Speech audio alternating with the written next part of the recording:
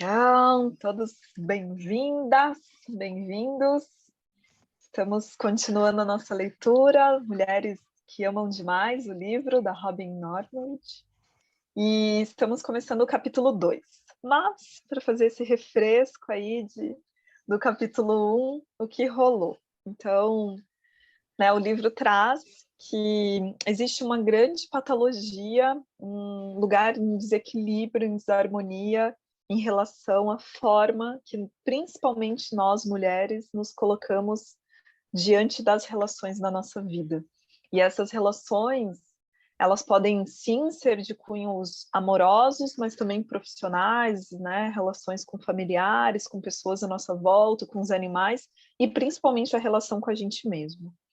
E aí, dentro de um estudo clínico, normalmente mulheres que estão nesse desequilíbrio em amar em excesso, elas são de lares disfuncionais, né? Lares que tiveram muitas brigas, ambientes desrespeitosos, ambientes, às vezes, de violência, de drogas, né, de corrupções, ambientes de tudo, ou um ambiente muito, muito harmônico, porém que tinha ausência.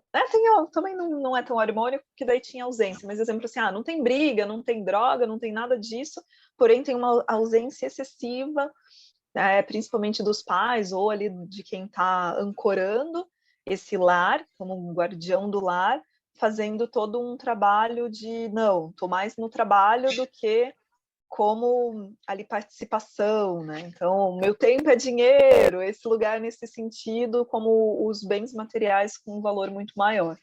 E aí, existe 15 tópicos, né, que adentra essa questão, né, de quem vem desses lares disfuncionais, normalmente vai estar ligados a esse espaço. Então, vou ler rapidinho para a gente adentrar na leitura do capítulo 2. Então, tipicamente, né, a gente vem desse lar disfuncional em que nossas necessidades emocionais não foram supridas. 2. Tendo você mesmo recebido poucos cuidados reais, tenta satisfazer indiretamente essa necessidade não suprida, se tornando uma cuidadora, especialmente de homens que parecem de algum modo carentes. 3. Você nunca conseguiu transformar seus pais na pessoa cuidadora, afetuosa e amorosa que desejava, então reage profundamente ao tipo familiar de homem emocional indisponível, que pode novamente tentar mudar por meio de seu amor. Com um pavor de abandono, 4, né, você fará tudo para impedir que um relacionamento termine. 5. Quase nada é incômodo demais. Toma tempo demais ou é caro demais se ajuda. O homem com quem você está envolvida. 6. Acostumada com a falta de amor nos relacionamentos pessoais, você está disposta a esperar e ter esperança e tentar agradar mais. 7. Você está disposta a assumir muito mais que 50% da responsabilidade da culpa em qualquer relacionamento. 8. Sua autoestima é criticamente baixa e, no fundo, você não acredita que merece ser feliz. Em vez disso, acredita que deve conquistar o direito de aproveitar a vida. 9. Você tem necessidade desesperada de controlar os seus homens e relacionamentos, tendo experimentado pouca segurança na infância. Mascara seus esforços para controlar situações em que você possa ser útil. 10. Em um relacionamento, você está muito mais conectada com o seu sonho de como isso poderia ser do que, de fato, como realmente a situação é. 11. Você é viciada em homens com dor emocional. 12. Você pode ser predisposta emocionalmente e, com frequência, bioquimicamente, a se tornar viciada em drogas, álcool, certos alimentos, particularmente doces.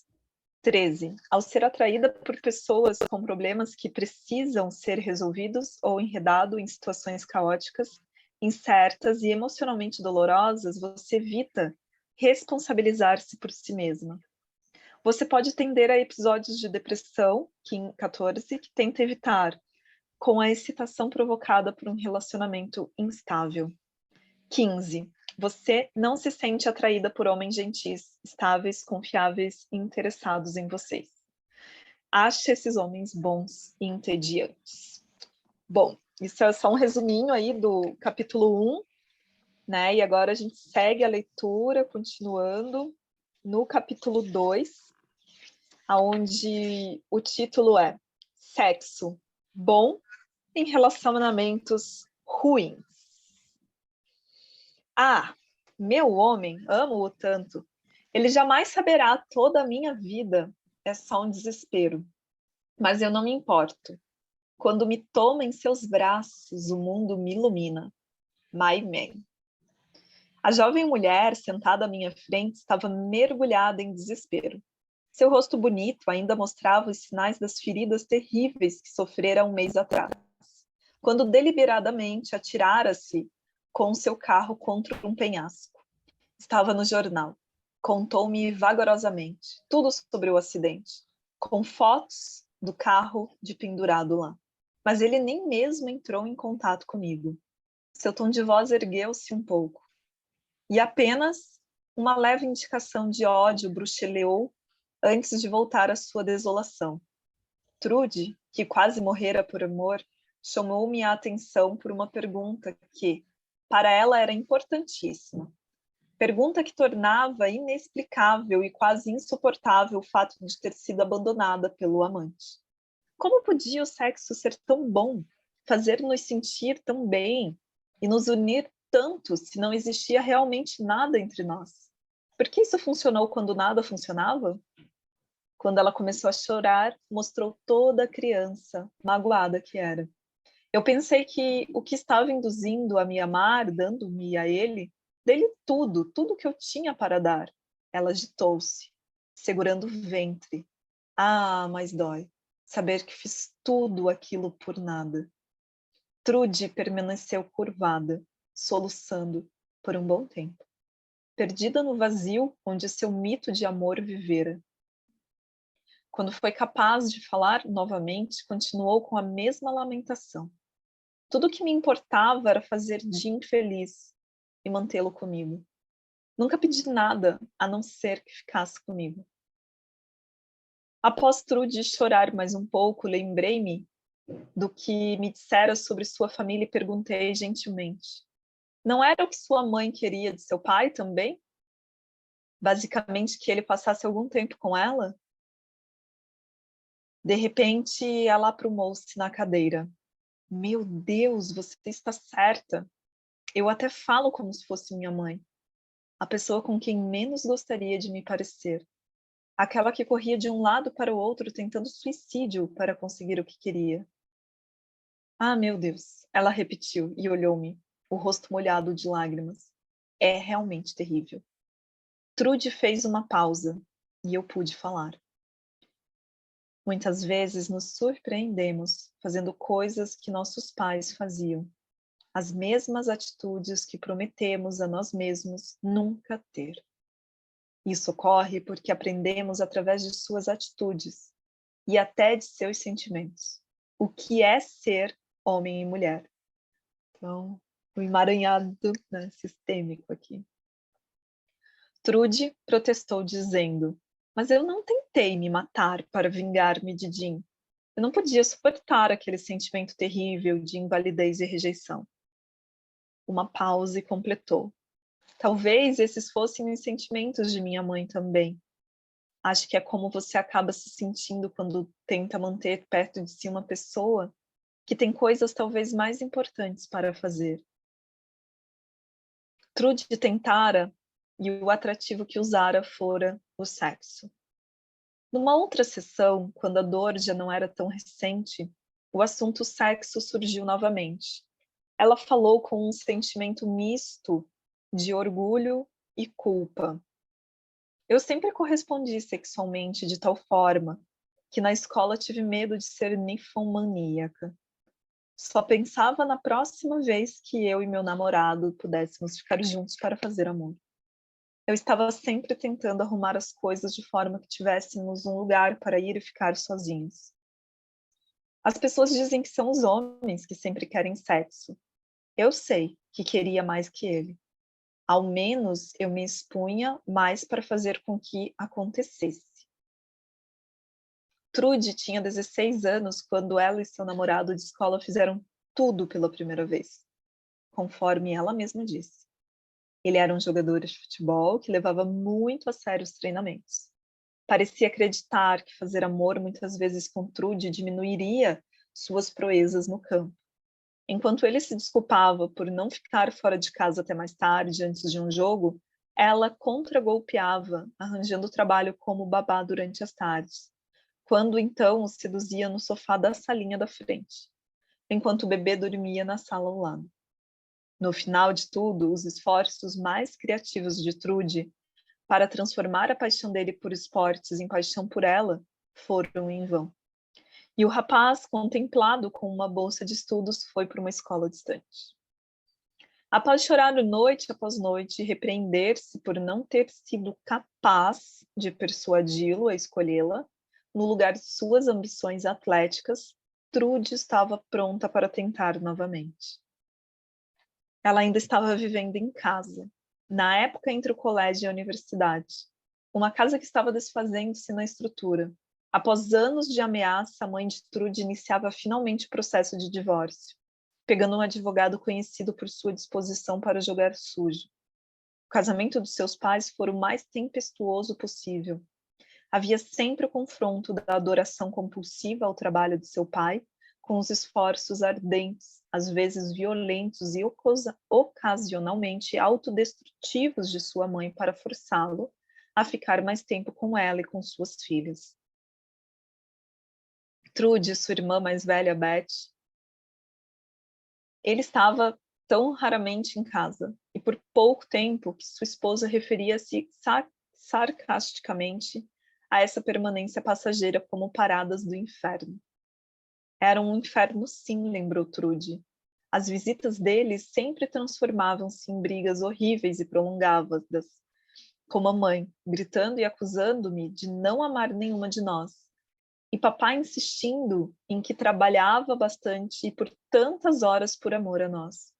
Nas vezes que ele ficava realmente em casa, tudo parecia terminar com os dois gritando, um com o outro. Normalmente ele ia embora, batendo a porta e berrando. Não admira eu nunca querer vir para casa. Mas às vezes, se mamãe chorava demais ou a ameaçava outra vez, com o divórcio, ou tomava muitos comprimidos, e ia para o hospital. Ele voltava atrás por um instante. Vinha mais cedo para casa e ficava mais tempo conosco. Então mamãe fazia refeições maravilhosas para gratificá-lo, a meu ver, por voltar à família. Ela franziu o senho e continuou. Após umas 3 ou 4 noites, ele atrasava-se novamente e o telefone tocava. Mamãe dizia friamente: "Ah, entendo, é mesmo." E logo começava a gritar-lhe obscenidades e desligava violentamente. E lá estávamos nós, Beth e eu, bem arrumadas, porque papai viria jantar em casa. Não ousávamos dar uma palavra, nem deixar de comer. Ficávamos na mesa tentando melhorar as coisas para a mamãe, mas não havia realmente nada que pudéssemos fazer por ela. Após essas refeições, eu sempre adoecia no meio da noite, com náuseas terríveis e vômitos. Trude concordou de forma impassível. Definitivamente isso não leva a uma digestão saudável. Eu completei. Ou a uma aprendizagem de como relacionar-se saudavelmente, pois foi nesse clima que Trude compreendeu que sabia pouquíssimo a respeito de como lidar com as pessoas que ela amava. Que sensação você tinha quando isso acontecia? Perguntei a ela. Trude pensou por um instante, então, com um gesto de cabeça, respondeu, enfatizando a certeza de sua resposta. No meio de toda essa confusão, eu ficava muito assustada, mas boa parte do tempo sentia-me só. Ninguém se importava comigo ou imaginava o que eu sentia ou fazia. Minha irmã era tão tímida que nunca falamos muito a esse respeito. Quando ela não estava na aula de música, refugiava-se em seu quarto. Acho que tocava flauta, principalmente para evitar os argumentos e dar-se uma desculpa para sair do caminho das pessoas. Eu também aprendi a não criar problemas. Ficava quieta, fingia não perceber o que meus pais estavam fazendo para si próprios, E, de fato, não dividia com ninguém o que estava pensando. Tentava me sair bem na escola. Às vezes parecia que só assim meu pai notava a minha existência. Ele dizia: "Deixe-me ver seu boletim." E falávamos sobre as notas por alguns instantes. Ele admirava qualquer tipo de façanha, por isso tentava me sair bem por sua causa. Trude passou a mão na testa e continuou pensativamente. Existe um outro sentimento também: tristeza. Acho que sinto triste o tempo todo, mas nunca disse a ninguém. Se alguém me perguntasse como se sente por dentro, diria que estava bem, inteiramente bem. Mesmo se dissesse que estava triste, não conseguiria nunca explicar o motivo. Como justificaria esse sentimento? Eu não sofria. Não faltava nada de importante na minha vida. Quero dizer, nunca faltou alimento, nunca passamos nenhuma necessidade. Trude ainda era incapaz de compreender perfeitamente a profundidade de seu isolamento emocional naquela família. Ela tivera carência de cuidados e atenção por causa de um pai verdadeiramente inacessível e de uma mãe consumida pelo ódio e pela frustração. Tudo isso deixou Trude e sua irmã sedentas emocionalmente. Em tese, conforme crescia, Trude seria capaz de partilhar os sentimentos de si própria com seus pais em troca de amor e atenção. Mas eles eram incapazes de receber esse presente. Estavam envolvidos demais na batalha de desejos. Dessa forma, à medida que ficava mais velha, dirigia seu presente de amor no aspecto sexual e si própria para outro campo, mas ofereceu-se receptores igualmente indesejosos e indisponíveis. Afinal, o que mais ela sabia fazer? Nada mais parecia correto ou servia, como a falta de amor e de atenção com que já estava acostumado. Enquanto isso, o conflito entre seus pais intensificava-se. Na nova arena do divórcio, no meio dessa barulheira, a irmã de Trude fugiu com seu professor de música. Seus pais pararam com a batalha o tempo suficiente para notar o fato de que a filha mais velha deixara o estado com um homem 2 vezes mais velho, que quase não era capaz de se sustentar. Trude também procurava o amor, namorando freneticamente, indo para a cama com praticamente todos eles. No fundo, ela achava que os problemas em casa eram causados por sua mãe. Acreditava que sua mãe afastava seu pai com aborrecimentos e ameaças. Trude jurou que jamais seria o tipo de mulher rancorosa e exigente que era sua mãe. Ao contrário, iria ganhar o seu homem através de amor, compreensão e doação de si própria. Já tentaram uma vez com um jogador de futebol ser amorosa e devotada a ponto de ser irresistível, mas sua tática não funcionara. Concluiu que não era a tática que estava fazendo errada, ou que o objetivo da tática fora mal escolhido, mas que não se esforçara o suficiente. Então continuou tentando, continuou se entregando, e mesmo assim nenhum de seus namorados ficou com ela. Passo o bastão aí da palavra para alguém se quiser pegar para a leitura. Eu vou ler um pouquinho então aqui, tá, Pri? Entrou o outono e Trude logo conheceu um homem casado, Jim, numa de suas aulas na universidade. Ele era um policial, estudando teoria penal naquela escola, para conseguir uma promoção. Tinha 30 anos, 2 crianças e a mulher grávida. Tomando café numa tarde, ele disse a Trude que se casara muito cedo e não era muito feliz no relacionamento com a mulher. Ele advertiu, de maneira paternalista, a não deixar-se pegar por essa mesma armadilha doméstica, casando-se cedo e restringindo sua liberdade à custa de responsabilidades. Trude ficou lisonjeada por ele ter confidenciado a ela algo tão particular como seu desencanto com a vida de casado. Ele parecia gentil e vulnerável, de certa forma um pouco solitário e mal compreendido. Jim disse a Trude que a conversa com ela tinha significado muito para ele. De fato, ele nunca conversara antes com uma pessoa como ela, e perguntou se ela se encontraria com ele novamente. Trude concordou depressa, pois, embora a conversa tivesse sido unilateral naquele dia, com Jim falando bem mais do que ela, a comunicação fora maior que a que Trude já experimentara em sua família. O bate-papo lhe fez sentir o gosto da atenção que desejava. 2 dias depois, eles se falaram novamente, dessa vez caminhando nas colinas do campus da universidade, e ele a beijou no final do passeio. Em uma semana, estavam encontrando-se no apartamento do policial. 3 das 5 tardes que Trude passava na escola, e sua vida começou a girar em torno do tempo roubado que passavam juntos. Trude recusou-se a perceber como seu envolvimento com Jim a afetava. Ela deixou de assistir às aulas e começou, pela primeira vez, a ir mal nas provas. Mentia para seus amigos a respeito de suas atividades e os evitava completamente, de forma que não precisasse continuar mentindo. Ela abandonou quase toda a sua atividade social, importando-se apenas em estar com Jim quando podia. E, caso contrário, pensando nele. Ela queria estar disponível para ele, no caso de haver uma horinha aqui ou ali para ficarem juntos. Em retribuição, Jim dava a ela bastante atenção e a adulava quando estavam juntos.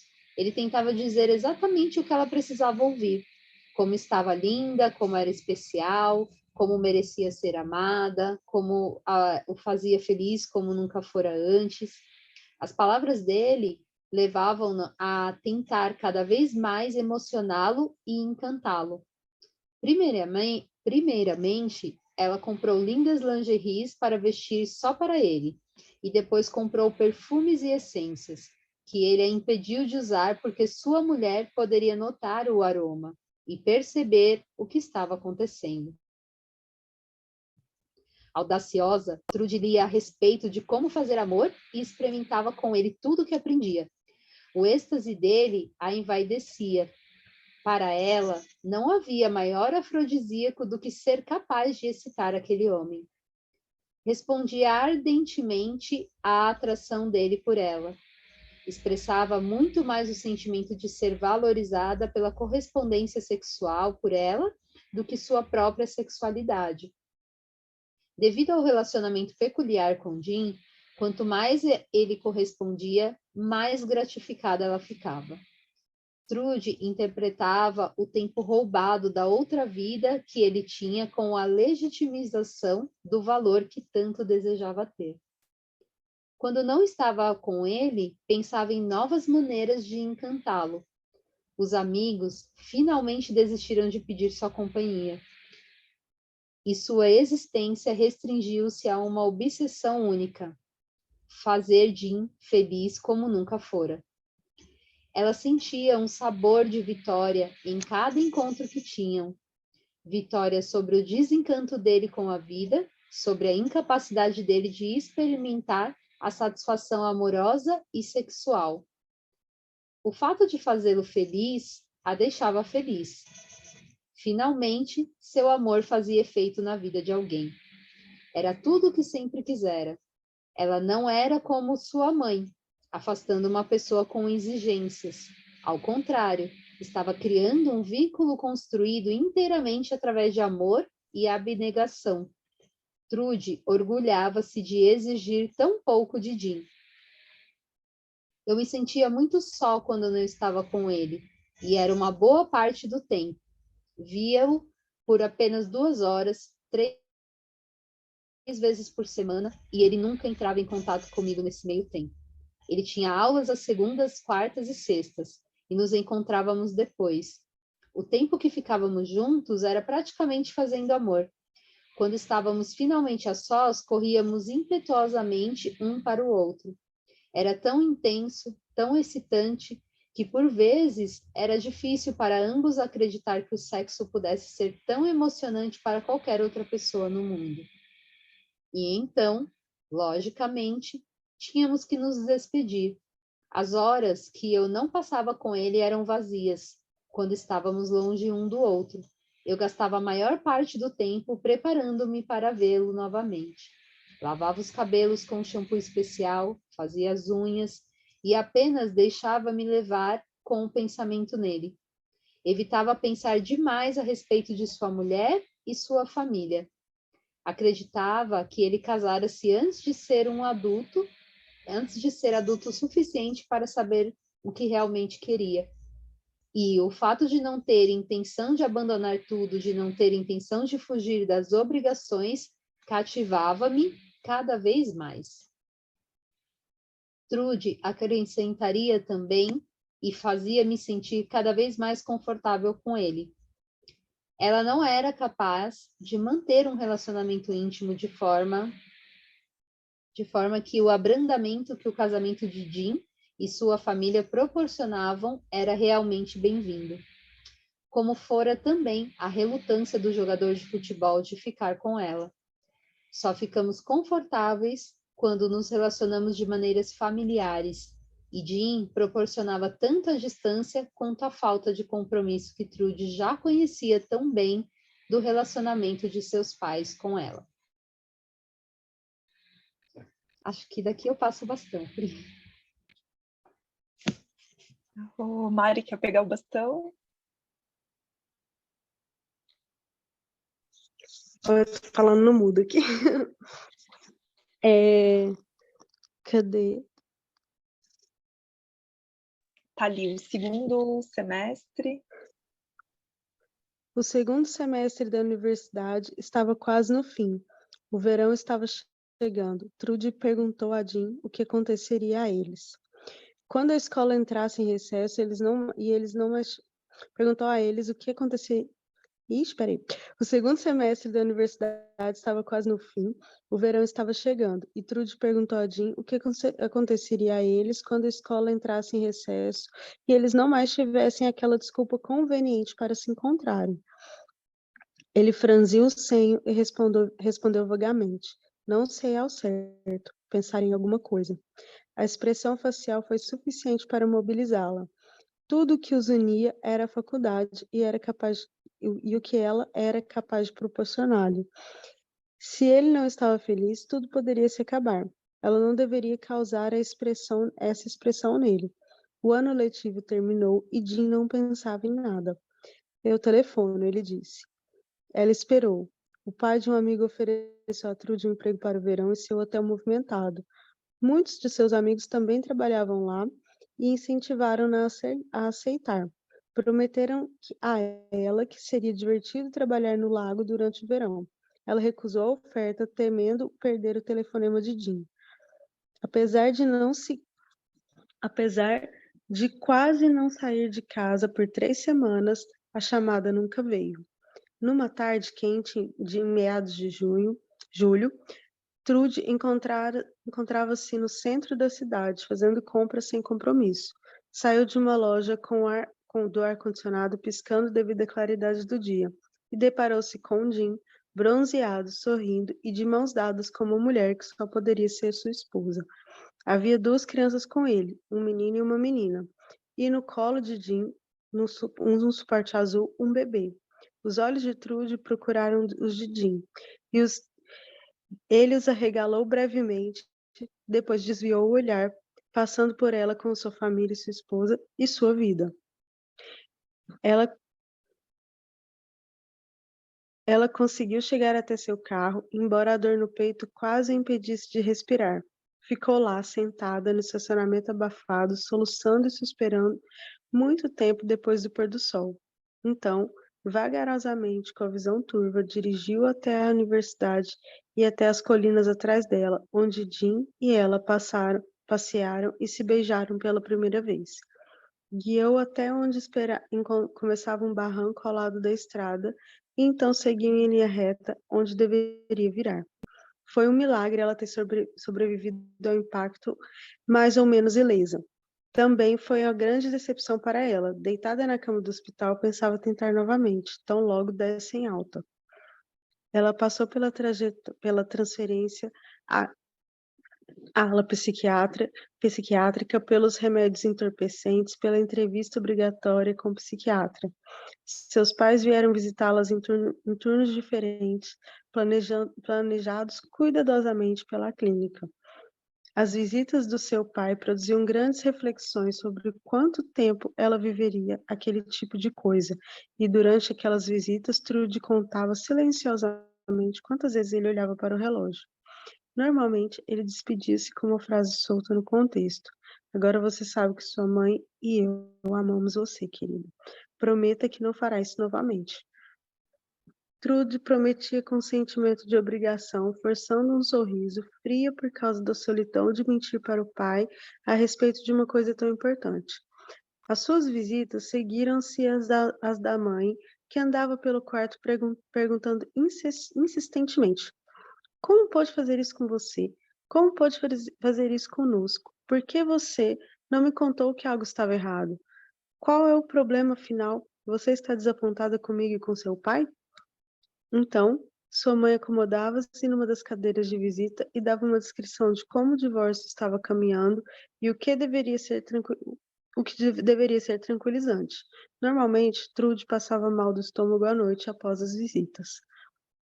Na última noite em que passou no hospital, uma enfermeira chegou até ela calmamente e lhe fez algumas perguntas sutis de sondagem. A história toda veio à tona. Finalmente, a enfermeira disse: eu sei que você pensa em tentar suicídio novamente. Por que não? Hoje tudo é igual ao que era uma semana atrás. Mas antes de tentar, gostaria que visitasse uma pessoa. A enfermeira, uma antiga paciente minha, falou a Trude a meu respeito. Assim, Trude e eu começamos a trabalhar juntas, curando sua necessidade de dar mais do que recebia, e dar, tirando de um lugar já vazio dentro dela.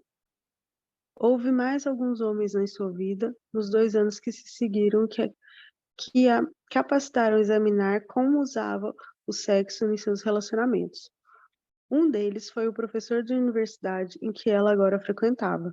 David tinha uma adoração pelo trabalho como o pai dela, e logo de início ela concentrou esforços em fazê-lo abandonar tudo e ir para os braços ardentes. Dessa vez, entretanto, sentiu intensamente a frustração de sua luta para mudá-lo e desistiu após 5 meses. No início, o desafio fora estimulante, e cada vez que ela ganhava a atenção dele, à noite sentia-se valorizada, mas também sentia-se cada vez mais dependente dele emocionalmente, enquanto ele, em troca, dava menos. Durante uma consulta, ela contou: na última noite em que estive com David, eu chorei, dizendo como ele era importante para mim. Ele começou a dar a resposta que sempre dava, que eu deveria compreender que ele tinha compromissos importantes com seu trabalho e etc. Bem, eu parei de ouvi-lo, afinal já ouvi isso anteriormente. De repente, ficou claro para mim que eu já passara por isso antes. Com o jogador de futebol, estava tirando-me a David como fizera com o outro. Ela sorriu pesarosamente e continuou: você não imagina até que ponto cheguei para ganhar a atenção dos homens. Eu ficava tirando minhas roupas e soprando suas orelhas e tentando todas as técnicas de sedução que conhecia. Ainda estou tentando conseguir a atenção de alguém que não está muito interessado em mim. Acho que a maior emoção que sinto com David quando fazemos amor de verdade é de ser capaz de excitá-lo bastante para distraí-lo do que deveria estar fazendo. Odeio admitir, mas isso tem me dado muito prazer. Ser capaz de fazer o que David ou Jim ou qualquer outro preste atenção em mim. Acho que basicamente por eu me sentir tão mal em cada relacionamento, o sexo me proporcionou um grande alívio. Por alguns momentos parece dissolver todas as barreiras e unir-nos.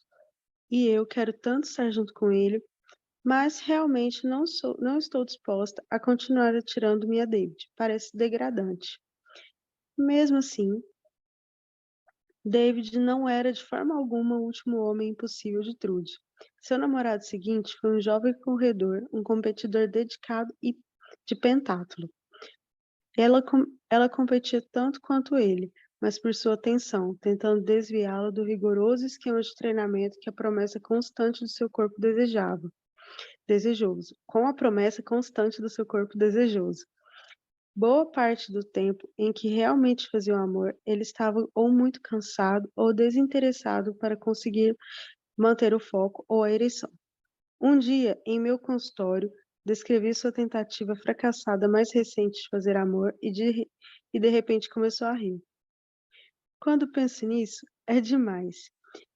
Ninguém se esforçou mais do que eu para fazer amor com alguém que não queria. Preciso parar com isso. Vou desistir de olhar. Pareço sempre ter atração por homens que não têm nada a me oferecer, que não querem o que eu tento oferecer-lhes. Esse era um aspecto importante para a Trude.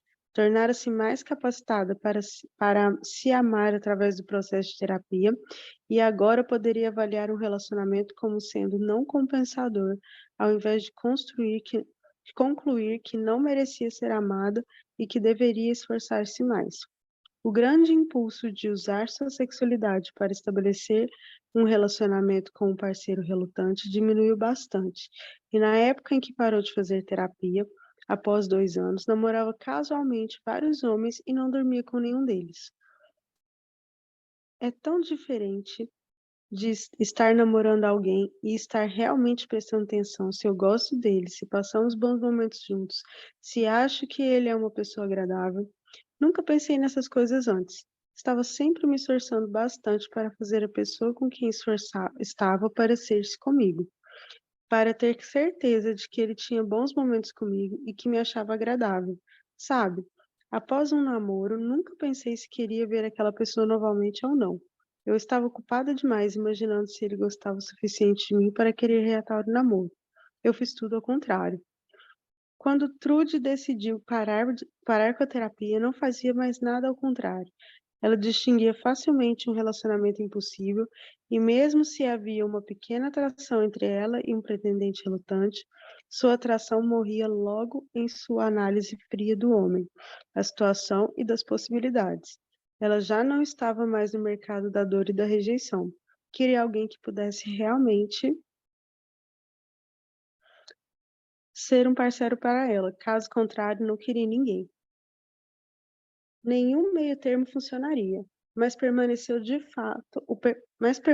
o fato de Trude não saber nada a respeito de viver com opostos de dor e rejeição, conforto e compromisso. Nunca experimentara o grau de intimidade provindo do conforto e do compromisso, do relacionamento que ela agora pedia. Embora desejasse proximidade com o parceiro, nunca operara num clima de verdadeira proximidade. Não fora por acaso que fora atraída por homens que a rejeitavam. A tolerância de Trude para ser realmente íntima era pouca. Não houvera nenhuma intimidade em sua família conforme crescera, apenas brigas e acordos, cada acordo marcando mais ou menos o início de uma nova briga. Houvera uma dor e tensão, e ocasionalmente um alívio da dor e da tensão, mas nunca um compartilhamento verdadeiro, uma proximidade verdadeira, um amor verdadeiro. Como reação às manipulações de sua mãe, a fórmula de amor para Trude fora dar-se sem pedir nada em retorno. Quando a terapia ajudou a sair da cilada criada pelo martírio e autossacrifício, soube claramente o que não fazer, o que foi grande aperfeiçoamento, mas ela estava apenas no meio do caminho. O próximo passo de Trude era aprender simplesmente a estar na companhia de homens que considerava agradáveis, mesmo que também achasse um pouco enfadonhos. Sua sensação de aborrecimento é a que a mulher que ama demais experimenta quando se encontra com um homem agradável. Nenhum sino toca, nenhum rojão explode, nenhuma estrela cai do céu. Na ausência de excitação, elas sentem-se ansiosas, irritáveis e incapazes. Um estado geralmente inconfortável que é abrangido pelo rótulo aborrecimento. Trude não sabia como comportar-se na presença de um homem agradável, atencioso e realmente interessado nela. Como todas as mulheres que amam demais, sua habilidade ao relacionar-se eram desenvolvidas para um desafio, não simplesmente para gozar da companhia do homem. Se ela não tinha que usar artifícios e manipular para manter um relacionamento, achava difícil relacionar-se com o homem, sentir-se confortável e à vontade.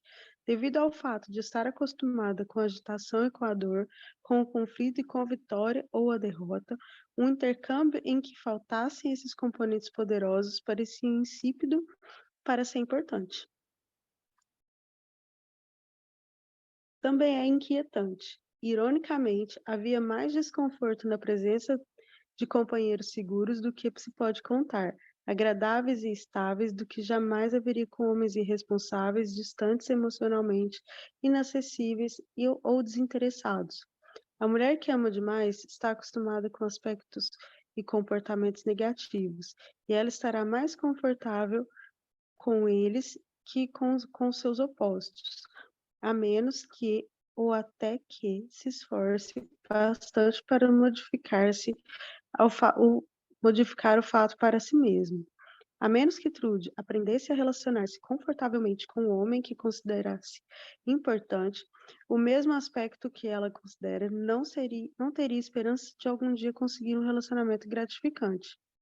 Antes da recuperação, a mulher que ama demais normalmente apresenta as seguintes características com relação a como se sente e como se relaciona sexualmente com os homens.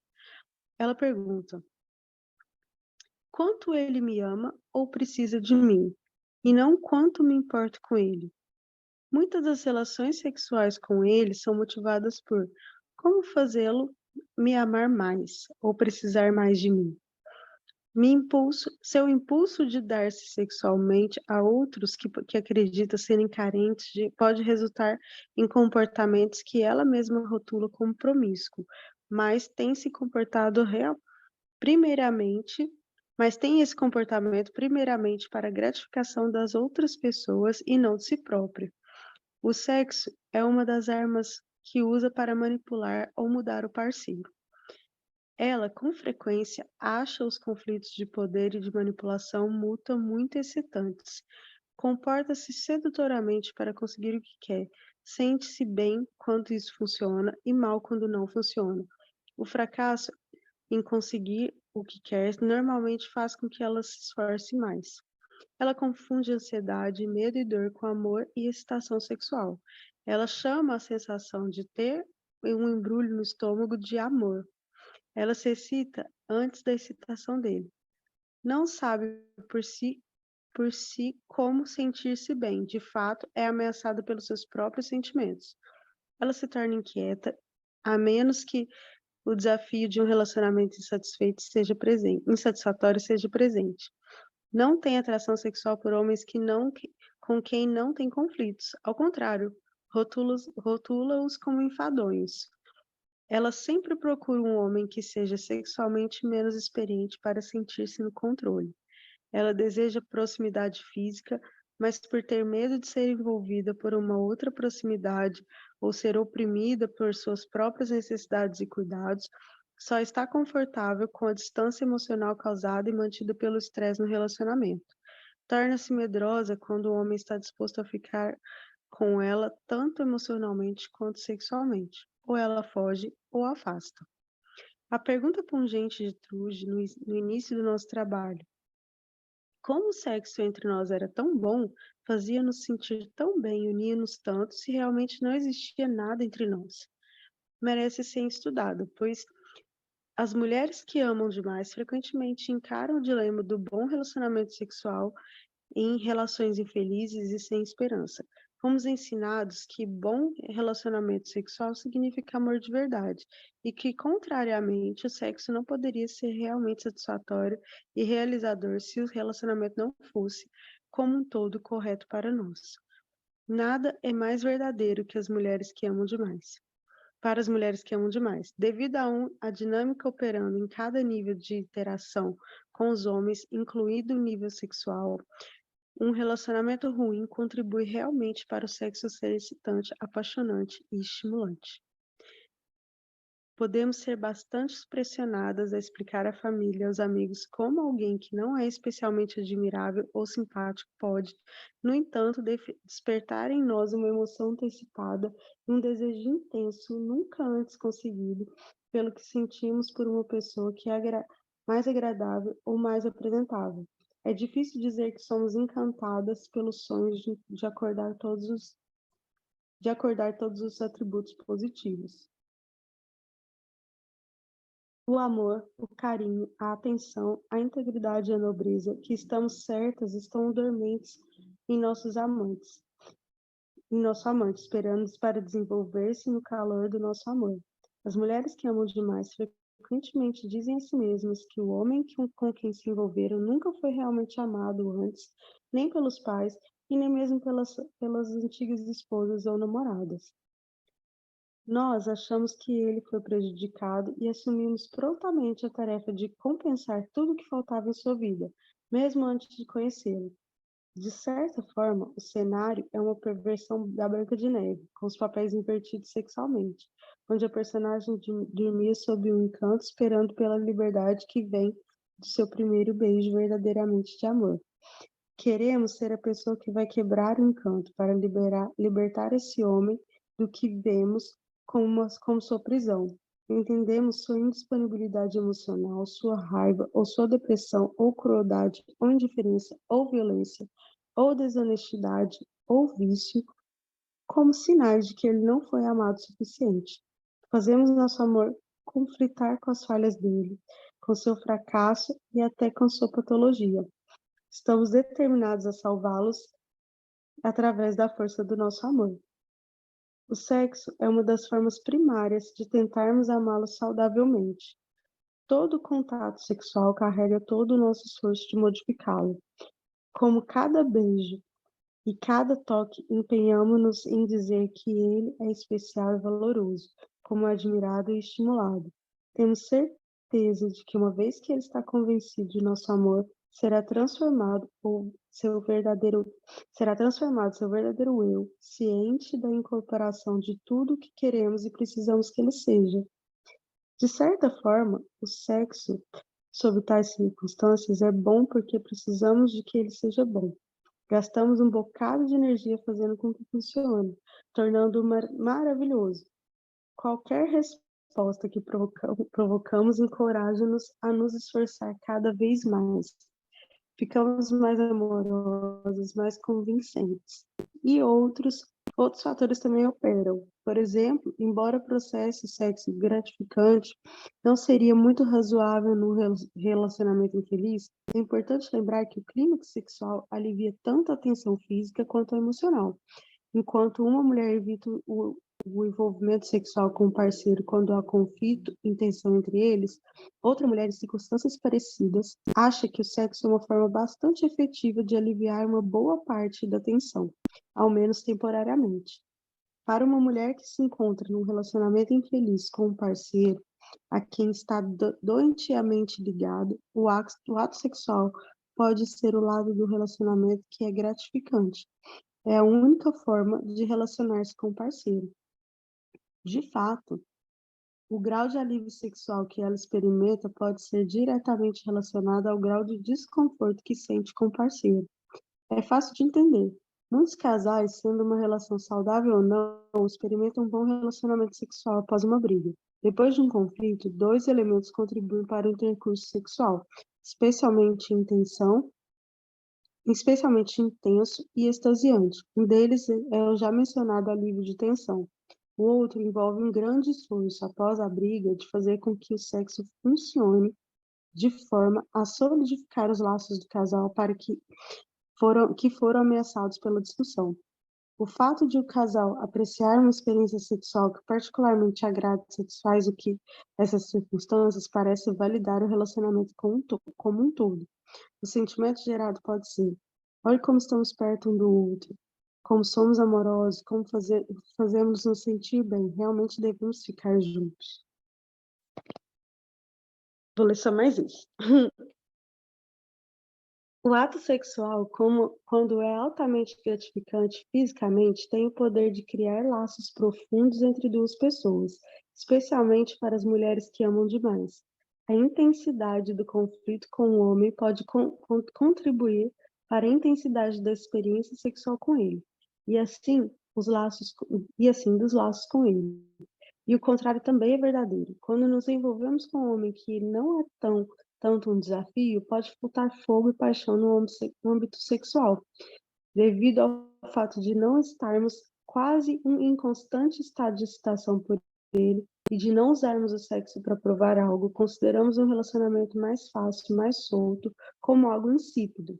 Em comparação com os estilos tempestuosos de relacionamento que conhecemos, esse tipo amansado de experiência parece apenas confirmar para nós que a tensão, o conflito, a dor no peito e o drama igualam-se ao verdadeiro amor.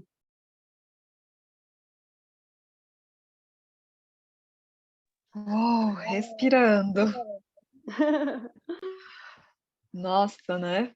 Vou continuar a ler, porque falta um pouco só para terminar esse capítulo, mas realmente o quanto tem muito, né, do cunho aí das constelações, que é esse lugar, né, de fidelidade, mesmo que invisível, aos padrões do que a gente viu, seja dos pais, avós, né, das pessoas próximas, e o quanto acaba acontecendo essa anulação, né, da gente em prol ali do que o outro deseja e não de si, né? Porque a gente quer tanto ser reconhecida e amada, que a gente faz de tudo pelo outro e esquece de se amar de verdade, né? Então, sempre a primeira relação é a relação mais importante, que é a nossa com a gente mesmo.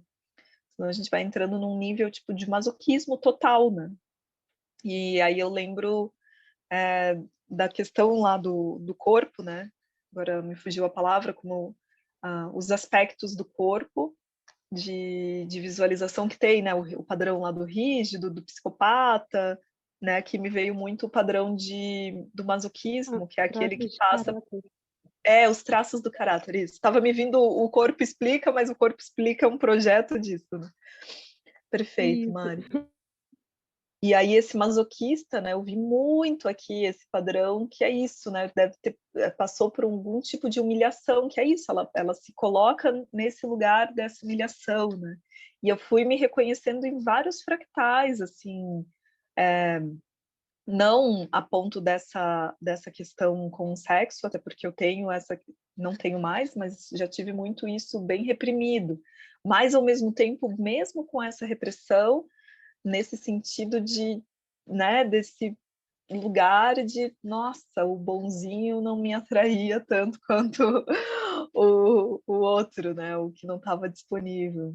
Então, me reconheço também um pedaço aqui e é incrível. Não sei se alguém quer falar alguma coisa antes da gente continuar com o término dessa parte. Eu quero, Pri, porque eu também me reconheci em vários pontos ali, mas aí ao contrário de você na questão sexual, né?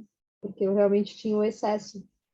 Na verdade, eu ainda tenho alguns desafios assim em relação a isso. É claro que hoje eu estou muito mais observadora, mas entre aspas, né? Porque eu já estou há muito tempo sem ter uma relação, né? Há muito mais de ano, então não posso, na verdade, falar exatamente, mas até a última que eu tive, a última conexão sexual que eu tive, eu consegui estar mais observadora nessa questão desse excesso, né? Então, e dessa coisa, né, de estar centrada, tipo, preciso de sexo, dentro de uma relação, preciso de sexo, preciso de sexo, preciso de sexo. E eu nunca tinha associado, igual ela fala ali, né? Eu cheguei em um ponto que eu achei que eu era ninfomaníaca. Eu também já tive pontos que eu achava, pô, será que eu preciso procurar uma ajuda? Será que eu sou ninfomaníaca? Será que, tipo, isso é muito fora do normal, né? E quando eu trocava algumas coisas com as minhas amigas, tipo, eu não via isso nelas, né? E aí por isso que eu ficava pensando, nossa, cara, será que eu tenho um problema? Eu acho que eu preciso procurar uma ajuda sobre isso. E aí depois acabava que passava e eu deixava passar e não ligava mais para isso. Mas toda vez que eu voltava para uma relação, que eu me relacionava, eu pensava nisso, porque eu tinha essa vontade descontrolada, assim, sabe, de fazer o tempo todo, igual ela falava ali que ela passava os dias fazendo, quando ela não estava, tipo, ela só pensava nele, ela fazia e criava situações para ter sexo. Eu fiz muito isso, principalmente na adolescência, assim, sabe? Me vi muito, assim, na adolescência, onde eu não tinha muito conhecimento, era muito desenfreado, assim, sabe? Então nossa, foi assim, sensacional poder, e fez muito sentido, né, com a forma ali que ela trouxe. Agora eu entendo esses desequilíbrios, assim, que eu passei e que está muito relacionado a tudo isso que ela traz, né? Ah, eu me vi também em muitos momentos, assim, de no meu relacionamento anterior, eu percebi que ele ficava me provocando, me enchendo o saco, assim, ele queria me ver com raiva o tempo todo, sabe? E, e era muito assim, muita conexão, muito assim, de alma gêmea mesmo, muito, sabe, muito perfeito, muito intenso. Mas assim, ao mesmo tempo, aí estava tudo bem, aí ele vinha fazer alguma coisa para me irritar, sabe? Eu percebi muito isso. Em outras relações, é, tipo, eu trabalhei muito tempo com o meu pai, com a minha família, então assim, eu não tinha muito de. Não tinha como assim eu ficar falando, não posso chegar e falar assim, não, meu chefe é um filho da puta. Não, né, meu pai não ia falar isso. Então eu não tinha muito assunto para contar. Então eu me achava, né, que eu não tinha muita coisa interessante para contar. Que eu não tinha nada para contar de trabalho, não tinha nenhuma colega chata que estava me provocando, não tinha nada legal que acontecia, eu não gostava do lugar que eu trabalhava. Então, para não ser aquela pessoa que reclamava demais, eu trocava isso por sexo, né? Eu fazia, a gente, quando a gente estava junto, era só isso que acontecia, porque. E ele contando, né? O namorado contando do trabalho dele, tá? Eu ouvindo atentamente, adorando e tal. Mas da minha vida eu não contava nada, que eu achava chato. E aí, quando ele me perguntar, aí eu ia pro lado sexual, assim. Porque não era que que eu achava que era só isso que eu tinha para entregar, mas era porque eu não queria ter que contar. Então, aí eu ia para esse lado, sabe? Então, eu me via aí muitas vezes mesmo nessa trude aí. Nossa, uau, né? Eu vi assim um lugar de tipo estar muito disponível, né? Então nas relações que eu tive é como eu nem sei se todas as vezes eu queria, mas era como essa obrigação de estar disponível, né? Eu acho que isso vem também de uma coisa muito antiga de nós sermos a que serve, né? Olha o homem, então tá sempre nessa disposição. Então, quando estava lendo aqui, vocês lendo também, eu senti muitos arrepios no meu corpo, sabe? Assim, como se desprendendo, muitas liberações, assim, veio vindo várias flashes de memórias, e hoje eu podendo olhar para esses flashes de uma outra forma, assim. Então, me sentindo um trabalho energético, estou me sentindo ainda, né, da liberação de tudo isso. Muito forte, o quanto é poderoso, né? E aumenta quando a gente está lendo também juntas, isso acaba potencializando, assim. Muito grata. E meninas, falta um pouquinho só para terminar, acho que vale a pena a gente terminar esse capítulo, que daí depois no próximo a gente já vai pro outro. Então vou terminar de ler e aí a gente vê se sente mais de alguma partilha e a gente abre. Uhum, vamos terminar. Então, assim, ó, continuando. Isso leva-nos à discussão de que seja o verdadeiro amor. Eu sustento o argumento de que o amor é muito difícil de se definir porque, na nossa cultura, tentamos combinar dois aspectos do amor, muito opostos e até mutuamente excludentes, em apenas uma definição. Assim, quanto mais falamos sobre o amor, mais caímos em contradição. E quando encontramos um aspecto do amor em conflito com o outro, desistimos, confusos e frustrados, e concluímos que o amor é muito pessoal, muito misterioso e muito enigmático para se definir precisamente. Os gregos foram mais espertos, usaram palavras diferentes, eros e ágape, para fazer uma distinção entre essas duas forças bem diferentes de experimentar o que chamamos de amor.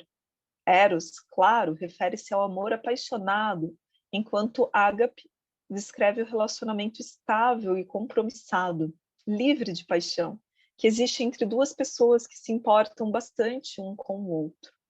O contraste entre Eros e ágape permite-nos entender o dilema quando olhamos para esses dois tipos de amor de uma só vez, num relacionamento com uma pessoa.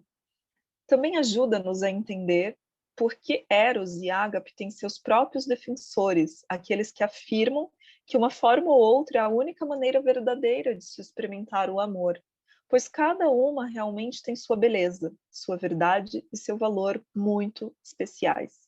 E em cada tipo de amor também falta algo precioso, que só o outro tem a oferecer. Agora vamos analisar como os proponentes de cada um descreveriam estar amando. Eros. O amor verdadeiro é um desejo avassalador e desesperado pelo bem-amado, que é distinguido como diferente, misterioso, esquivo. A profundidade do amor é medida pela intensidade da obsessão pela pessoa amada. Resta pouco tempo ou atenção para outros interesses ou atividades, pois muita energia está concentrada na lembrança de encontros passados ou na imaginação de encontros futuros. Frequentemente, deve-se superar grandes obstáculos e, desta forma, há o aspecto sofrimento no amor verdadeiro. Outra indicação da profundidade do amor é a predisposição a suportar a dor e a opressão por amor, ao relacionamento. Estão associados ao amor verdadeiro os sentimentos de excitação, êxtase, drama, ansiedade, tensão, mistério e anseio. Ágape, o amor verdadeiro, é o companheirismo com o qual duas pessoas que se gostam estão profundamente compromissadas. Essas pessoas possuem muitos valores, interesses e objetivos básicos em comum e toleram saudavelmente suas diferenças individuais. A profundidade do amor é medida pela confiança e respeito mútuos. O relacionamento permite a cada um ser mais inteiramente expressivo, criativo e produtivo no mundo. Há uma grande alegria nas experiências compartilhadas, tanto do passado quanto do futuro, e também naquelas que são antecipadas. Cada um vê o outro como seu amigo mais querido e mais estimado. Outra medida da profundidade do amor é a predisposição em olhar para si mesmo de forma honesta para promover o crescimento do relacionamento e o aumento da intimidade. Estão associados ao amor verdadeiro os sentimentos de serenidade, segurança, devoção, compreensão, companheirismo, apoio mútuo e conforto. Eros, o amor apaixonado, é o que a mulher que ama demais normalmente sente pelo homem impossível. Na verdade, é por ele ser impossível que existe tanta paixão. Para que a paixão exista, é necessário haver conflitos e obstáculos contínuos para serem superados. Um anseio por mais do que está disponível. Paixão significa literalmente sofrimento, e frequentemente, quanto maior o sofrimento, mais intensa é a paixão. A intensidade emocionante de um caso de amor apaixonado não pode ser atingida pelo conforto mais doce de um relacionamento estável e compromissado. De forma que, se fosse para ela receber finalmente do objeto de sua paixão o que deseja tão ardentemente, o sofrimento cessaria e a paixão logo se acabaria. Então, talvez ela dissesse a si mesma que desistiria do amor, porque a dor doce e amarga não existiria mais. A sociedade em que vivemos e os meios de comunicação sempre presentes que rodeiam e saturam nossa consciência confundem constantemente os dois tipos de amor. Prometem-nos de diversas formas que um relacionamento apaixonado, Eros, nos trará contentamento e realização, ágape. De fato, o que implica é que, com paixão intensa o suficiente, forjamos um laço duradouro. Todos os relacionamentos fracassados, baseados inicialmente em paixão espantosa, podem testemunhar que essa premissa é falsa. A frustração, o sofrimento e o anseio não contribuem para um relacionamento estável, firme e rico em cuidados e atenção, embora sejam certamente fatores que contribuem vigorosamente para um relacionamento apaixonado. Interesses, valores e objetivos comuns, e capacidade de intimidade grande e sustentada são os requisitos.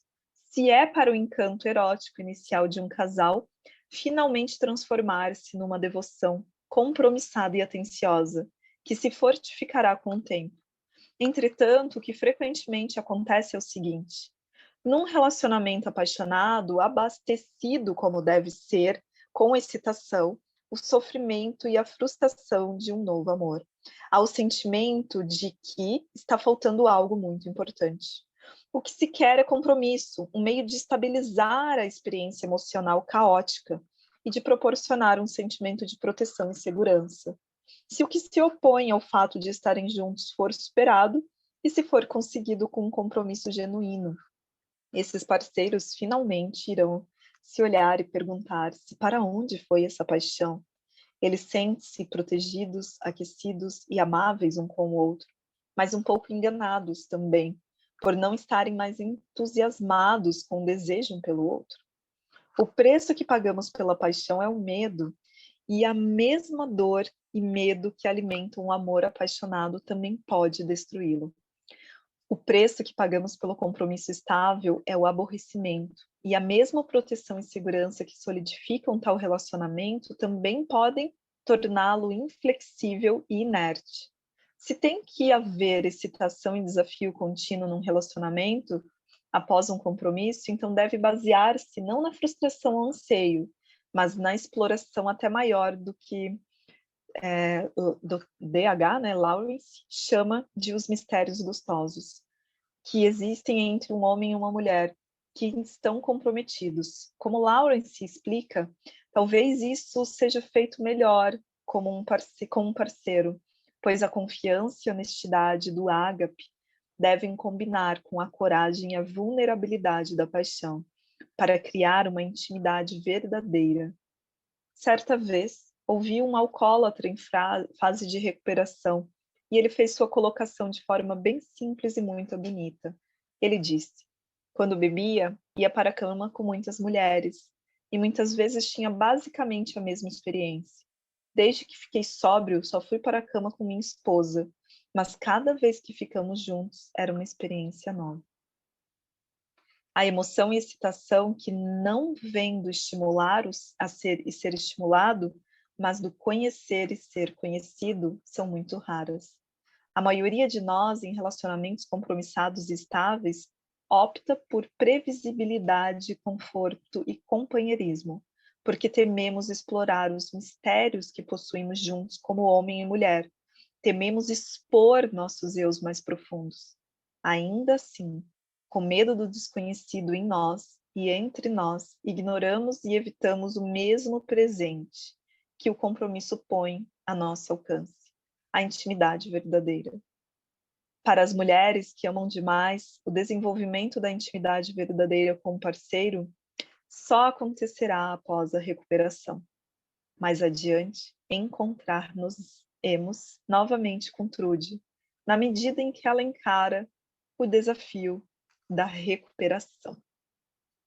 E assim encerra a leitura do segundo capítulo, né, do livro.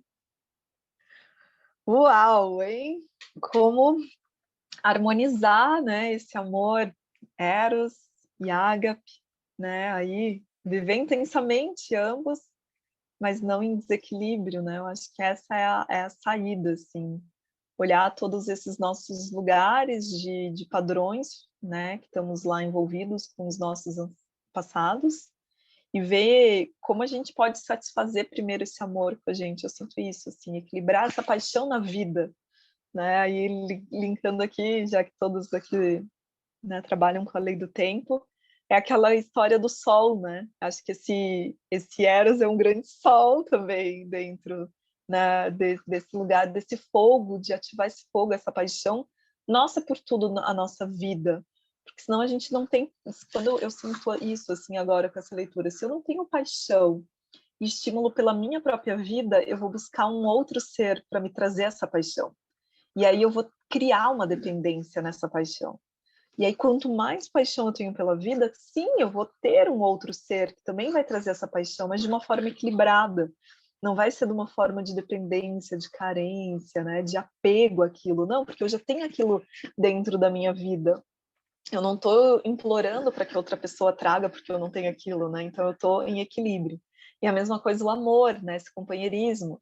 Se tiver só demais, vira eternos amigos, né? Vira ali, tipo, irmãos. O que é lindo também, mas tem relação que não se sustenta dessa forma, né? Então, aí trazer esse lugar desse apoio, desse companheirismo, como se fossem os análogos, né? Junto com a força do antípoda, né? Por isso que tem o antípoda, agora eu entendo. O nosso amor com o nosso apoio é tipo o ágape, né? E com o nosso antípoda é tipo Eros. No meu caso é invertido, porque eu tenho o Eros com o humano e o ágape é com a terra. Mas é como isso, né? Essa balança para equilibrar e a gente ali no meio. E esse amor ágape também por nós, né? Para que a gente tenha esse lugar de eu ser a minha boa amiga, para também eu não ter essa dependência que, não, tô precisando lá do outro, Não, o outro chega e ele potencializa, mas eu já tô completa. Né? Então, eu senti bem forte isso, assim. Verdade. A gente encontrar alguém que seja parceiro em todas as áreas. Nossa Senhora, é complicado, mas é possível, né? E assim, aí a gente vê também, uma das coisas na leitura que sempre me vem é que, assim, que a gente é estimulado a achar que, que é certo, assim, você vê posts no Facebook, tipo, como que a mulher fica depois da briga, ou né, várias coisas assim, incentivando esse comportamento passivo-agressivo, ou até agressivo realmente, dentro da relação, porque senão não tem graça. E não é verdade. Se ter uma relação de amizade, você poder contar com a pessoa, se ter alguém que está ali do seu lado para sempre, nas horas boas e ruins, é muito bom. Aí, e a gente tem que entender que, mas a gente só vai entender isso quando a gente começar a gostar também da gente, né? Do nosso corpo, das nossas horas ruins, né? Da gente quando é enjoada, quando tá de TPM, da gente gostar mesmo assim do nosso jeitinho. E aí a gente aceita a outra pessoa, mas sem autoaceitação isso é impossível, não tem como. Você querer estar com alguém sem conflito se você está em conflito consigo mesma.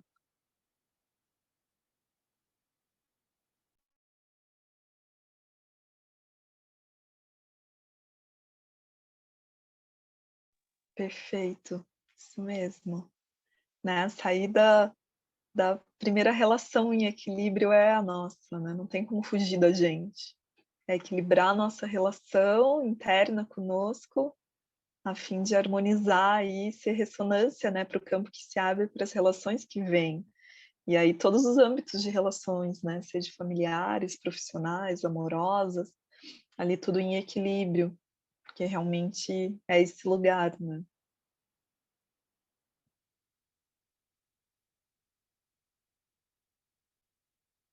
Uau. Tô falando com o microfone fechado. Nossa, e a hora que você reconhece isso, assim, que você vê também que às vezes não é você eu acho que eu já tive muito isso, mas hoje eu tenho menos. Eu nem sei falar, porque tem tanto tempo que eu tô solteira que eu não sei não sei nem dizer, assim, em que pé que anda a situação. Mas eu vejo agora com a leitura, depois eu já li o livro todo, e aí observando, você vai vendo os padrões que as pessoas que se repetem. E se você distrair, basta uma piscada de olho, você já está lá metido de novo no meio da confusão. E aí, então, observar, prestar muita atenção a essa autoobservação A gente tem que estar sempre atento, sempre alerta ali. No menor deslize, você pode ser sugado de novo para baderna, para o vício, para tudo. É bem isso, principalmente daqueles desequilíbrios que a gente nem via como desequilíbrio, né? Então, aí é os mais perigosos, como se fosse algo normal. E é bem isso, né? O quanto, quando você trouxe ali da mídia, o quanto tem, até a própria astrologia, a forma que trazem, deturpa muito esse lugar, né? De, signo com tal signo e não sei o quê, tipo, como atrair o outro, como ser melhor na cama, como não sei o quê. Então, você está sempre em serviço do outro, né? Nesse lugar. Não que você não possa dar o outro prazer, mas é como se anulando a si o seu auto prazer, né? Não tem muito assim, como que tal pessoa ama a si mesma? Não, daí, né, como fala lá dos leõezinhos, não, muito vaidoso, leão se gosta demais, olha que vaidade. Então você já vê que não. Se eu gostar de mim, vai ser vaidade, então eu tenho que gostar do outro, fazer pelo outro. Muita coisa distorcida nisso, que quando a gente vê esse que parece, não, mas isso tá como uma verdade, uma mentira dita muitas vezes se torna uma verdade. A gente, quais são, né, as mentiras que foram contadas para a gente, que a gente tomou como verdade e a gente está aprisionada nessas verdades e nem percebe essas prisões. Então, eu sinto que a ferida é aí, naquilo que eu não percebo ainda. Eu até te falei dele, né? Eu conheci um português e a gente estava fazendo o projeto juntos, de lançamento. A gente até encerrou a parceria. E aí, mas ele ficava provocando o tempo todo. Aí ele falava, eu sou sempre assim, eu gosto de transitar entre o ódio e o amor, e não sei o que. Eu não, isso não funciona comigo. Não dá certo. Quanto mais você me provocar, mais eu vou querer sair, vou querer desprezo, sumir, não saber, porque eu não vou trazer isso para dentro da minha energia. E aí não adianta você querer, não adianta forçar, não adianta nada. E aí ele começava já a fazer aquelas caras assim, já vi. E aí, por fim, acabou que ele cansou. E eu assim, eu já tava aguentando mais, mas ele falou assim, não tá dando certo, não sei o que. Não tá mesmo não, esse joguinho.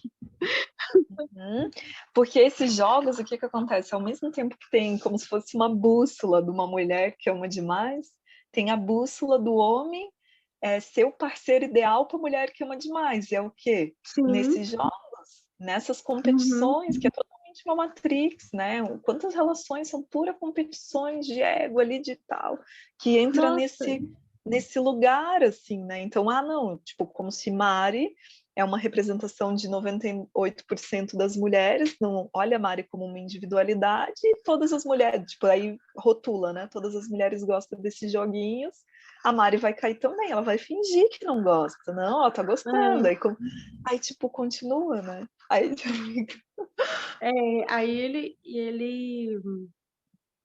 e assim, ele ficava provocando, e eu percebi, eu fui pensando assim, mas ele tá...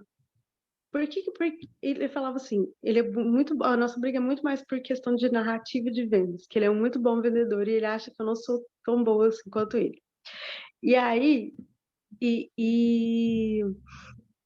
aí a discussão era sempre em cima disso, mas quando eu fazia alguma coisa certa, ele falou assim, não tá mal, e pulava e ficava buscando alguma coisa para criticar, para achar problema. E a hora que você se visse, assim, às vezes se eu distraísse um pouco, eu já estava ali entrando no jogo, eu não vai dar certo. E parei. Aí ele, beleza. Mas aí a gente pode continuar sendo amiga. Por que amigo? Esse jogo uma errado. pessoa Eu que, fui lá tipo, te coloca para já... baixo, né? Você sabe quando Tipo, você nesse vai vendo sentido, assim, que... não, só eu sou, você não. Que tipo de amizade também a gente aceita para nossa realidade? Porque é isso, né? A gente está aceitando Uhum. quais tipos de pessoas na nossa vida, né? De parcerias profissionais, igual você falou, que vocês tinham uma parceria. É isso tudo. Quais são os tipos de relações que a gente está ali do lado e está deixando, né, todo um vespeiro, né? Assim, a nossa parceria começou porque ele realmente ele é muito bom, é um vendedor muito bom, e eu precisava melhorar isso. Só que em vez a intenção era positiva, né? É a forma dele me estimular através da competição, porque ele vive num meio muito competitivo, tudo dele é de competição e não sei o quê, mas isso me deixa totalmente tensa e não dá certo, não combina comigo. E aí, eu acho isso um jogo que é desnecessário, sendo que o próprio mercado já é competitivo o suficiente. Não tinha por que eu competir com ele, né? E aí, E é o jogo dessa matriz, né? Desse lugar. É isso, é muito, muito forte. É o que fez eu, uhum, quando estava naquela última empresa, assim, né, que eu saí, que eu falei, nossa, que doía, assim, meu corpo, ele não saía do carro, parecia que eu tinha sangrado por dentro, assim, toda ferida.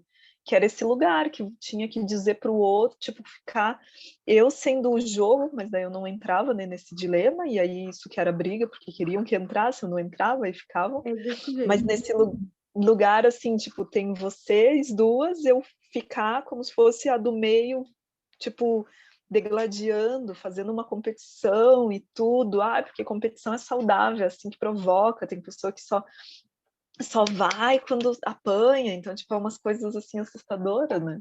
E isso tá enraizado na mente das pessoas, que às vezes nem é, tipo, por uma maldade.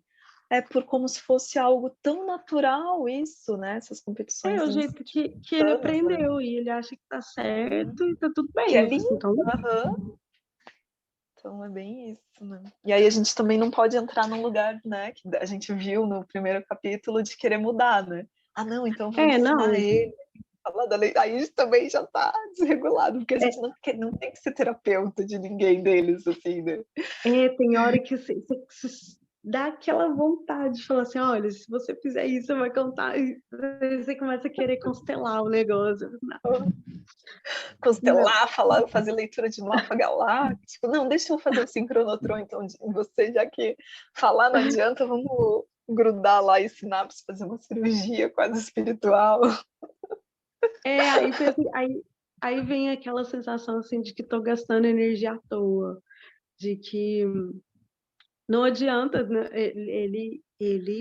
A pessoa tem que querer também, né? Ele tem que estar aberto para a situação e entender, ou então entrar no jogo, porque assim, acaba que por mais que isso é uma coisa que eu percebo assim, quanto mais a gente não quer entrar no jogo, mais parece que tá. Porque, por exemplo, no caso dele, que é o cara que ele é controlador, manipulador, não sei o que eu fiz? Eu sumi, porque eu não quero, né? Tá tudo certo. Mas isso também é um jogo. Quanto mais você despreza o cara que é controlador, mais ele vai correr atrás de você. Então, então sabe quando você fica assim, e agora? O que eu faço? Aí tá essa situação. E é Sim, engraçado, porque você vai vendo, parece que todas as relações entram no Mulheres que Amam Demais. Entra em alguma armadilha. Todas. É isso que eu ia falar, né? Todas, porque inclusive eu tenho vivenciado aqui a familiar. E aí eu ainda tô tentando lidar, né, com essa questão, tipo, com os meus irmãos, sabe? E aí, quando eu consegui enxergar um cenário de manipulação, e aí eu me dei conta que, na verdade, foi não desde que eu nasci, porque eu sou a mais velha, mas desde que eles, entre aspas, nasceram, porque eu peguei vários fatos desde da infância, tipo, foi voltando coisas assim, e aí eu percebi que isso já acontecia, como ali ela conta um pouco de como era, né, a relação dos pais dela, né? Então, eu também lembro, perfeitamente como que era a relação dos meus pais e como que era a minha relação com os meus irmãos, assim, né? E alguns fatos que eu estou vivenciando aqui agora é igualzinho o que acontecia, tipo, desde o nosso crescimento, desde a infância inteira, né? E aí eu vi a relação familiar também todinha aí no Mulheres que Amam Demais, né? Porque é exatamente isso que eu tipo, e aí eu tô vivenciando isso agora com mais clareza numa relação familiar, né? E recentemente também tive uma experiência numa relação de amizade. Então, como você falou, né, Mari, em todas, em todas as relações, né? E eu percebi o quanto, tipo, eu entro nesse padrão, eu me conecto com, né, tava me conectando muito com pessoas que têm esse padrão de manipulação, e aí parece que eu pedia, né, implorava, tipo, eu ajoelhava ali, ó, quero ser manipulada, viu? Se não for manipulada, não tem graça o negócio, eu não vou me conectar com você se você não me manipular, né? E aí tô vendo com mais clareza, na verdade eu já tinha identificado isso, já estava olhando, já estava vendo, mas aí quando eu comecei a ver dentro do núcleo familiar, aí para mim tá meio que eu tô tendo que tipo lidar com as minhas emoções muito mais forte, né? Porque aí eu acho que para mim ficou mais difícil de lidar, sabe? Talvez com o relacionamento amoroso, sei lá, a gente dá tchau e fala, ok, vou embora, vou viver outra coisa, né? Aí beleza, mas da família você nunca se livra, né? Tipo, o negócio tá lá, as pessoas estão lá, elas vão estar no seu entorno, você querendo ou não, né? Então, eu ainda estou aprendendo a lidar com isso. Ainda bem que o livro está mostrando muita coisa pra gente, né? E que está trazendo essa consciência, né? E achei incrível quando a Pri falou, vamos ler toda segunda, porque eu falei, cara, gratidão. Porque uma informação dessa toda segunda, claro, eu também estou lendo livro em PDF e tal, mas quando a gente lê assim, né, trazendo as opiniões e as vivências de cada um, tipo, é bem diferente, né? Verdade. Respira. Só respira. Eu tô respirando, amiga, faz tempo, faz um mês que eu tô respirando. Eu vou continuar respirando. Respira, foca na respiração, pronto. Tomar consciência desses ciclos, meu, é uma cura gigante. Só de você perceber, pera, isso não tá só lá nos amigos, nas relações, isso também tá no meu seio, onde começou, igual você falou, veio flashes da infância. Você já tá até fazendo uma autoconstelação, né? Você tá fazendo esse momento de realinhamento para, opa, pera, onde eu tô? É como se fosse assim, aquela parada assim que você tá sonâmbula e tá andando e de repente você acorda e quando se dá conta você está no precipício. Ótimo! Assim, você pode ficar, claro, desesperada, meu, tô aqui na beira do precipício e tudo, mas você tá ali na situação perfeita de tomada de consciência, porque você não tá mais sonâmbula, você tá acordada, então teu olho abriu, né? Você pode dar meia volta, você pode ver se pode pular lá para cima, ou se realmente o precipício é um lugar que é terrível ou é o melhor lugar, porque às vezes o melhor lugar aí é o precipício, ou não, né? Às vezes a melhor coisa é morrer, né? É morrer de verdade, assim, né? Tipo, pra renascer de novo, né? E, tipo, o laçador fala muito isso, né? E eu tenho um laçador no tom cristal, né? E me ensina muito. Às vezes é morrer, né? E eu tô olhando pra essa possibilidade. Você é o quê? Você é águia? Eu sou serpente espectral. Aí, ó, olha o desafio, o Pri, eu sou águia. É o meu antípoda. Águia qual tom, Mari? Eu sou cristal, águia cristal. Águia cristal, que linda.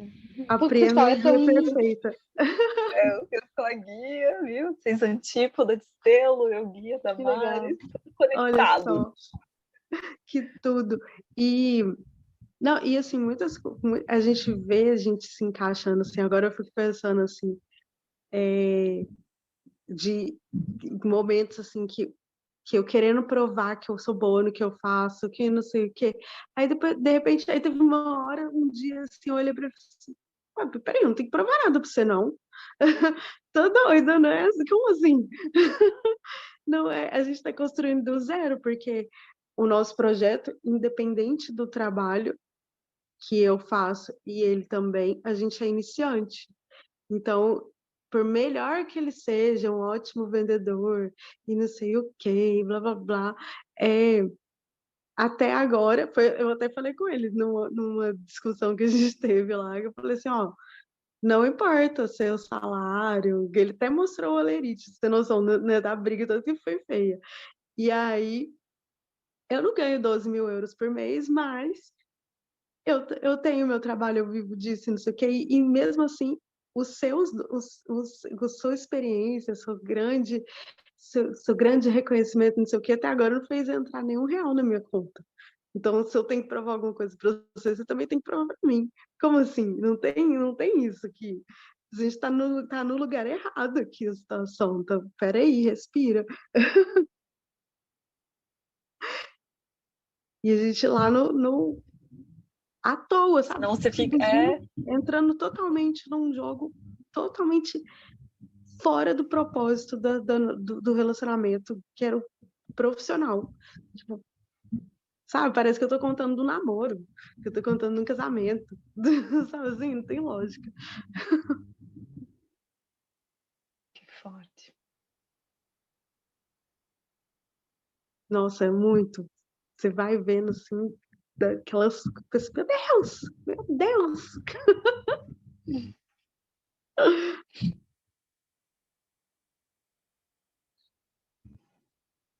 Mas é isso, acho que É isso, né, meninas? Agora vamos integrar essa leitura, digerir. Acho que os neurônios estão, né? Tipo fogos de artifício fazendo conexões aí com as nossas sinapses. Então vamos integrar e voltamos. Próximo cílio, segunda, aqui juntas, nessa embarcação rumo à nossa libertação desse lugar de que amamos demais, né? Num lugar de equilíbrio, de que ama e odeia demais, mas tudo tipo em equilíbrio, né? Tipo, ali.